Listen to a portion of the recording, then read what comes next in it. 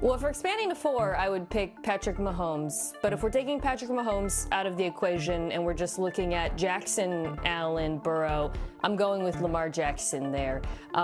Last season, I would say they all overcame deficiencies to some degree.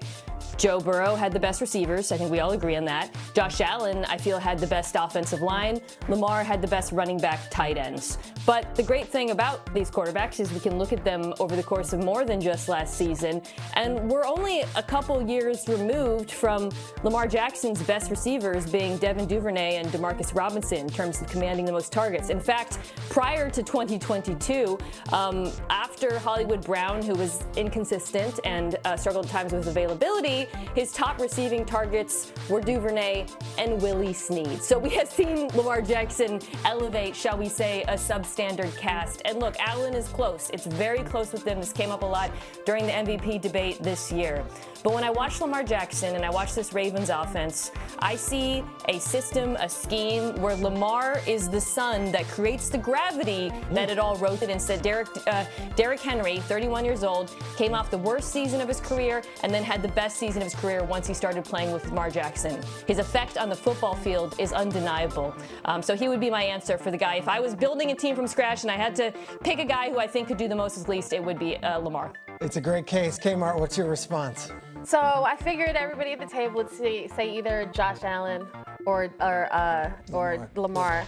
So I'm going to go Joe Burrow. Make the case. I'm going to make the case only because when we are talking about deficiencies, nobody is dealing with more deficiencies than Joe Burrow. And I think, to Mina's point, great point about laying out the fact that we have to look at the whole body of work. But I just kind of want to focus on last year because what he did, it was heroic. Because if he just had a decent defense, they narrowly missed the playoffs at 9-8. And had the Chiefs started their players, they could have actually made the playoffs. The Bengals could have actually made the playoffs.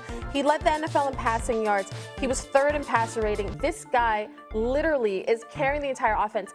Mina makes a great point about the receivers that he has, but again, when I use the Jalen Hurts example of I don't want to penalize the quarterback for having good weapons. He's playing last year, his defense let him down consistently. I think if I'm picking a guy where I say, to your point where you said, I put it on my shoulders, I will carry the day. That is literally what Joe Burrow did last year. You can make a case that him, Lamar, Josh could have been MVPs based off the season they had. Harry Douglas, the world is against him. There's injuries, there's deficiencies on the roster. Who are you asking for to be your QB1 in those situations? I'm going with the guy that literally put his organization on his back. That was Josh Allen, who won the MVP last season. And when you look at them, and I'll start for the defense of the Buffalo Bills, they were 24th in pass defense. They were also 29th in third down defense. When you look at the receivers for the other quarterbacks that we're talking about from an elite standpoint, the receivers that Josh Allen has, they don't even measure up to the ones that we're talking about for the other 3 quarterbacks. And then also I would add into this, Josh Allen did a tremendous job, number one, of taking care of the football. So if you don't give the football away to your opponent, it's kind of impossible for them to beat you to a certain degree. And that's what Josh Allen had to work on. He didn't get tired of making easy deposits, hitting his check down, throwing the football away. But also when you look at Josh Allen from the standpoint of always having the ability to make something out of nothing, because of his stature, because of his will and want to bring his team to the promised land, that's why I'm taking Josh Allen. Kevin? First of all, Mina, Devin Duvernay is just trying to have a nice breakfast. What are we doing? What are we doing? He's just trying to have a nice morning, a nice little coffee. Holy cow. The answer is Josh Allen. If only there was an award you could give that would denote some sort of value with quarterback. It just happened. It just happened. When I look at the supporting cast, Harry, you're right. The receivers, he created them last year. Khalil Shakir being the leading receiver, that shouldn't be happening on a team that's trying to get to the Super Bowl. Mac Collins was their second leading receiver. Amari Cooper didn't give them much. Keon Coleman was banged up a little bit, didn't give them much. He was their top draft pick a year ago. And so I'm looking at Josh Allen, and I'm thinking this is a guy who just makes it work. I think in the league, I asked Mike Tandem on this the other day, if you have 10 yards to go, one play in the entire league, who are you going with? A lot of people would say Josh Allen because of the way he can just bulldoze defenses. We just saw it here. Obviously, I'm picking, as Mina said, I'm picking Mahomes. If you have to talk about anything as far as overcoming that, he's still in my Terminator tier. But if the question is this, it's Josh Allen. Okay, now we've had this foursome here with Mahomes. I look at a guy like Justin Herbert, and I look at what? I'm not saying he's about that. I'm saying though, there may be this jump. There may be this leap and say, hey, look, Ladd McConkey and Quentin Johnson, you want to talk. He's not in this conversation right now. Is this the year we can finally put Justin Herbert into the conversation? It's at P Shrags on Twitter. I'm not saying I'm taking it. It's not me. But it's if not you were to Harry. say, No, it's I'm not not Kimberly. doing this, Peter. I'm not doing this. I'm not Take a doing second this. here. No, Herbert I'm was not. voted as the 7th best quarterback in the league. We've crowned him in that conversation. No. You put him in gym shorts and a t-shirt. There's no one you'd rather have as far as the looks go.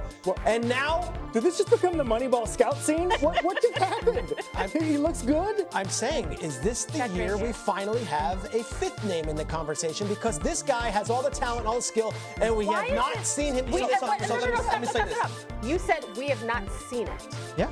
I feel like people keep trying to shoehorn Justin Herbert into this conversation before Justin Herbert has sort of taken the mantle and said, put me in this conversation. He is very talented. I'm not taking that away from him. But with these quarterbacks, we keep moving the goalposts. No doubt. I just need some consistency, people.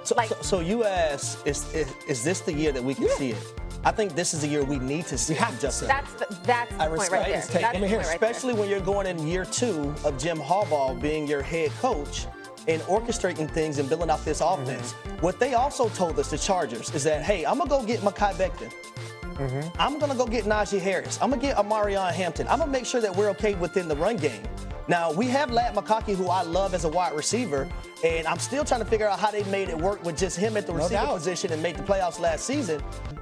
But if they can get Trey Harris, if Quentin Johnson can actually catch the football, then I believe this football team can be either better and we can see a Justin Herbert excel. But for right now, I can't get the 27-0 lead out of my mind against the Jacksonville Jaguars. I can't get the 4 interceptions out of my mind in the playoff game versus the Houston Texans last season. Mina Kimes, you're out in LA. Your thoughts on the Herbert part of this? Yeah. I think Justin Herbert right now is the 5th best quarterback in the NFL, so it's totally reasonable to bring him up, Peter. But I don't think that the pieces are in play for him to really take the leap around him. I mean, talking about Jim Harbaugh being the head coach, fine. Greg Roman is the play caller, the guy that Ravens fan. Hello, xin tất cả mọi người. Hôm nay mình sẽ hướng dẫn các bạn gấp một con chuột màu hồng như thế này nhá. Bây giờ các bạn phải làm cùng mình luôn nhé. Rồi, ok. Để bắt đầu vào làm thì các bạn sẽ chuẩn bị cho mình những dụng cụ như sau. Ở đây mình có chuẩn bị 2 tờ giấy màu hồng này. Tiếp theo các bạn sẽ chuẩn bị cho mình một cái bút chì, một cái thước, một cây kéo.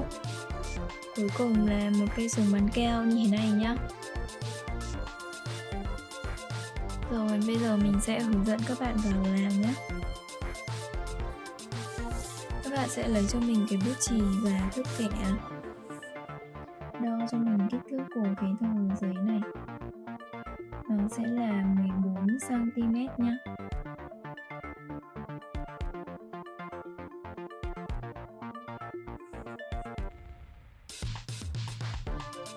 Các bạn sẽ đo cho mình cả chiều dài và chiều rộng nhé.